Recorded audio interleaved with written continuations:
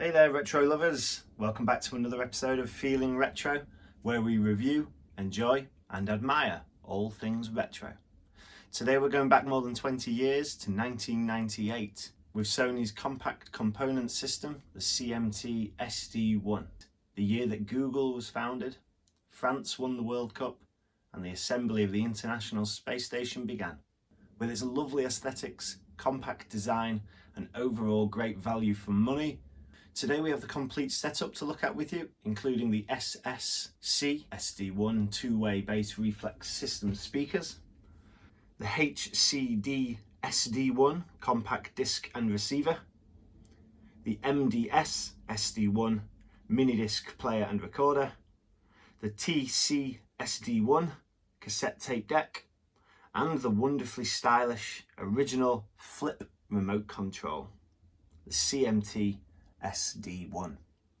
One thing I love about this system is the nice solid glass panel feature which Sony have included on each of the three separates. Now in truth this serves absolutely no purpose at all other than looking very cool, and it allows you to expose the control buttons by lowering the flap and smartly covering them up again. This can be done with the tip of a finger. This is fine because the remote serves well to control the system remotely, allowing you to keep this panel up and keeping your stack looking great. Let's take a closer look at some of the system's functions and features, and let's start with the compact disc receiver, the HCD SD1. This component has a tuner section, an amplifier section and a CD player section. The amplifier has a DIN power output of 20 and 20 watts and 6 OHMS at 1 kHz, and a music power output of 40 plus 40 watts. And it's very compact at 190 by 91 by 315 mil and weighing only 4.4 kilograms. There's a lot going on in what is a very compact, very small component. Let's start by taking a look at the remote control. The remote control is split into two parts. You've got the front panel, which has the basic controls to operate the CD, the tuner, the tape and the mini disc, along with the volume. Then if you flip the remote control, you are presented with the second panel here, which has many more functions and allows you to operate the system at more depth. A great design. I've always had a bit of a soft spot for these.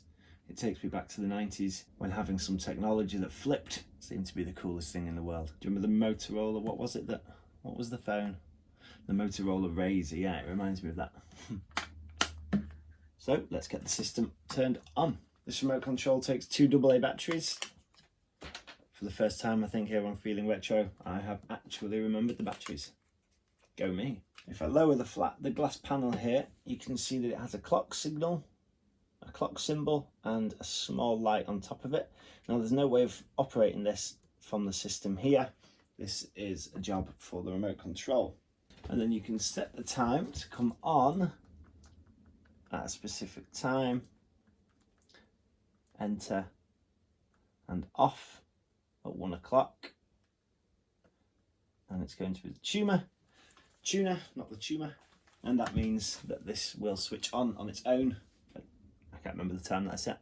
Was it 12 o'clock? At 1 o'clock, and will go off on its own a couple of hours later based on whatever time I set. You could do very similar if you wanted to fall asleep to music. You can press the button here. Where is it? I'm looking for sleep timer. I'm sure some of you have beaten me to it already. There it is, right on the front. You can also set a sleep timer. You can do that in 10-minute increments. So I can press sleep and I can keep pressing sleep, and I hope you can see on the screen here, it's going down in 10-minute increments. If I finish with enter, that should set the sleep timer. So if I was listening to a CD now, 10 minutes later, if I was lucky enough to fall asleep in that time, the timer and the CD player would go off. And right now we're going to get stuck in and listen to a CD. First of all, hit the function button down here and use the screen to tell you what function you're on. We want the CD, and press the eject button over on the right hand side. You've got the basic controls at the bottom. You've got play and pause, you've got stop, rewind and fast forward, or skip track back and skip track forwards. Tells you how long the CD is on the front and how many tracks there are as well. At the moment, if we press display, it says no name. We'll get into later on how we can give that CD a name. Got a nice volume dial down here.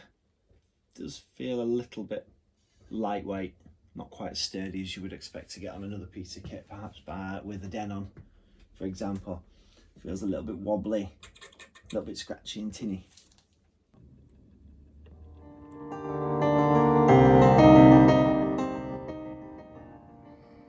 Now, if we wanted to listen to a CD in a random order, and to do that, we need to use the remote control. And at the top, we go across function, and we can then hit this play mode button on the top.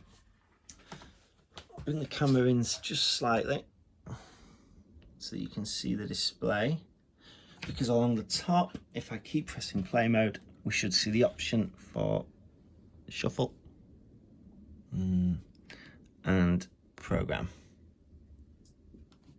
and then back to normal if we press it again. If we leave it on shuffle mode and skip ahead,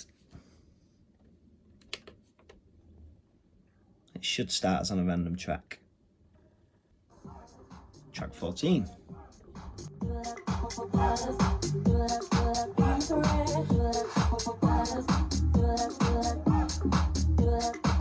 You can also listen to a CD in a particular order, so you can program the CD tracks. You need to press the play mode button again until you see program on the screen, and as soon as you've got that, you can begin to press numbers. And now my 6th track will be track 9, and my 7th track will be track 3.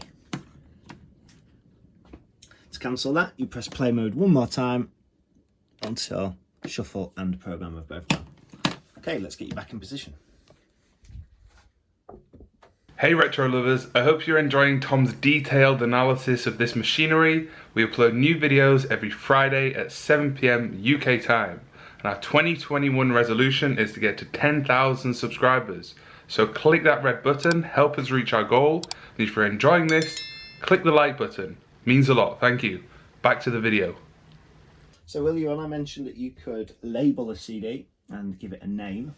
And to do that, you need to first press function until you're on CD. And you then need to press the button here that says menu and no. Name in, yes. After that, cursor flashes here to show which character we're in. And I can press the character button down here repeatedly until the character that I want appears. So I can go with capital letters, lowercase letters, and numbers. And we can then use the positive and negative buttons here to flick through the alphabet. And when we're ready for a new letter, we go again.